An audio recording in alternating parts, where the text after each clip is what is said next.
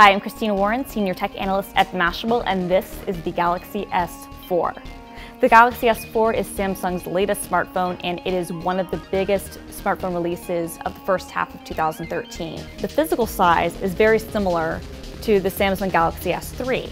Now that makes a lot of sense. The Galaxy S3 is one of the most successful smartphones. It's right up there with the iPhone in terms of popularity. Samsung has made a lot of adjustments to this phone, and they've added a ton of features, both with the software and the hardware. A few standout features are some of the changes they've made to the overall user interface. So as you can see here, when I pull down my notifications bar, you see a remote control. That's because this has a built-in infrared port, and it can actually be used as a universal remote to control your TV. Now what's cool about this is that it doesn't have to be a Samsung TV. It can basically work with any television, receiver, or cable box. Basically, it's just one more reason why the smartphone is the device that we can carry with us every day to use in our lives, whether it's in the living room, the bedroom, for phone calls, for communication. You can kind of do everything with the phone. In addition to having the IR port, it also has NFC, so conceivably you can do mobile payments, although that's going to depend on what carrier supports what, different things with different banks and different things in different countries. Samsung is touting in a couple of other features having to deal with the sensors, notably Air View and Air Gesture. In apps such as Flipboard, when you hover your finger just above the screen, additional content preview.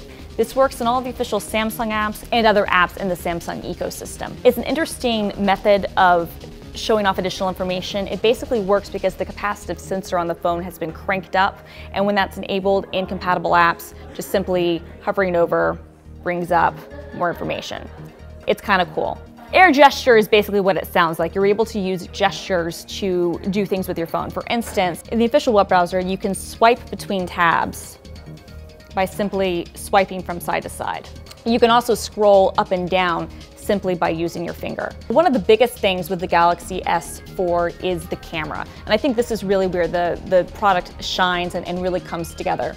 It has a 13 megapixel camera on the back and a 2 megapixel camera on the front. The top part of the screen, you've got a picture-in-picture mode, and the second screen can be displayed here. Again, it's a gimmick, but I could see how this could be useful. For instance, if you're trying to do video conferencing or trying to do a video, I could see that actually being really useful.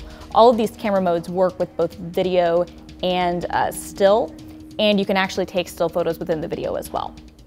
In addition to that, there are also some new camera modes that are pretty snazzy. There's something called Sound and Shot, which will create a picture and then let you record up to 8 seconds of sound afterwards. That will be appended to the image, and it will only play back kind of correctly on Galaxy S4 cameras or other Galaxy cameras that get a software upgrade, but other people will get a WAV file or an MP3 file or something that can play it back. There's also an option they're calling animated photo. Basically, this is Cinematograph, and it's similar to the app for iOS and Android. Basically lets you animate only one part of the video, of the image, and keep the rest of it still. And then the final output is actually a GIF file, so you can actually then embed that however you want. Samsung has a lot of other features too, including an optical reader that also includes a translator and works with S-Translate. So if you're holding up text written in another language, it'll translate the text. It will also work with business cards and lets you scan business card information and directly go to the contact book.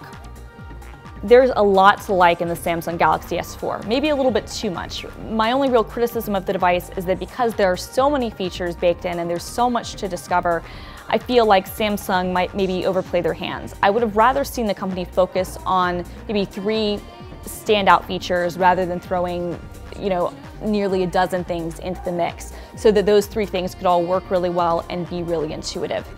Having said that, from a pure spec perspective, this is immediately going to be one of the most powerful smartphones on the market and will certainly contend nicely against the HTC One and any other phone out there. As we said, this is certainly going to be one of the big smartphones for the first half of 2013 and probably going into the rest of the year, and this is going to be the Android phone to beat. For Mashable, I'm Christina Warren.